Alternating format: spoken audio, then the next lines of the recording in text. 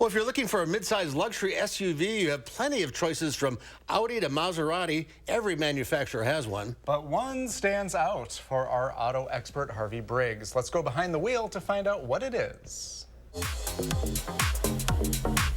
Well, this sure is a good-looking car. Well, it's a BMW, Mark. It has a very, they have their signature look. Specifically, our test car is the BMW X5 M601. Under the hood, a real honest-to-goodness twin-turbo V8, harnessing 523 ponies.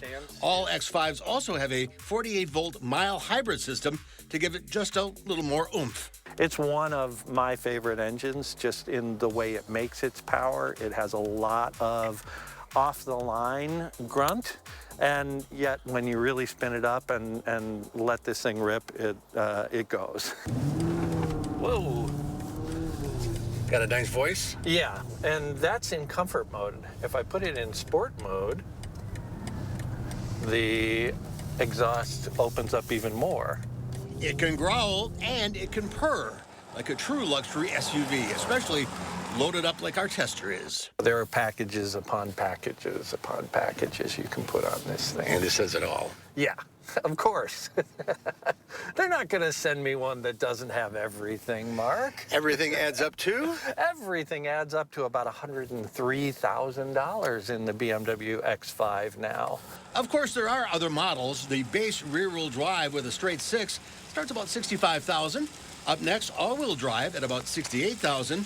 A plug-in hybrid starting at $72,000. And then there's the M60i. You get what you pay for. I've never been in a car where my armrest is heating up. I know, isn't that nice? That is nice. I didn't know I needed that. Yeah, and that's the beauty of the innovation in the automotive field. You don't know you need it until you have it. So this is all new for this year. You have the full digital cockpit now with this curved display, which is nice because it kind of turns it toward the driver so you can see it. Everything is controlled either by voice or through the iDrive controller. So, if you wanted to go to the radio, you go to media here. You've got your home button, and you set up in these tiles that you can then customize as well. Harvey is really sold on this new tech and is pleased about how quickly it responds.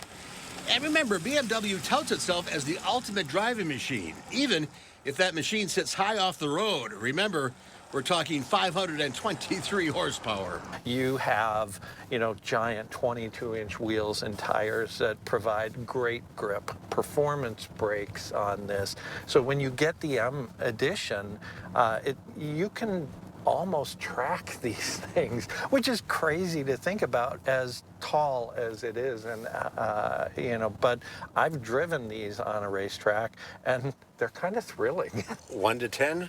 On this vehicle? This car? I like my BMWs. I like my big V8s. If I had the wherewithal and I were going to buy a 5-passenger SUV, this would definitely be on the list. This is an 8 or a 9 for me. If you have the money. Yeah, well, I don't, Mark. Let's be clear about that. You can't put a cost on heated armrests. You That's deserve right. it. Harvey is here now.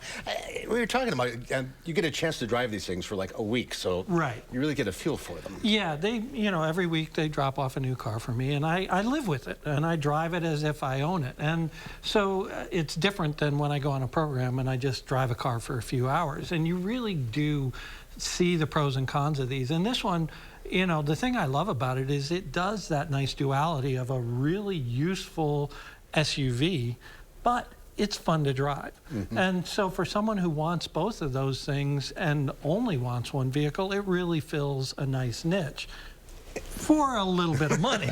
and as we mentioned, there is a plug-in hybrid, which is the way a lot of people are going right now. Yeah, exactly. As we see more and more battery vehicles coming in, those plug-in hybrids are a nice balance because you can, again, plug it in overnight, drive it for 30 or 40 miles on all electric before you have to get into the gas. And not only does that save you money on gas, but it also contributes, helps you reduce your contribution, so we say, to climate change. I liked the interior a lot and that huge moonroof. Yeah, that's, you know, the level of quality of materials has gone up so high in luxury vehicles now, and it just seems to keep going up. Those panoramic sunroofs, the really high quality leather, the stitching, things that you didn't see 20 years ago are commonplace now. And it trickles down eventually. Yeah, exactly. Even the higher end versions of Toyotas and, you know, Buicks start to feel more luxurious. And the high-end Koreans, I mean, they have the Napa leather. Yeah, exactly.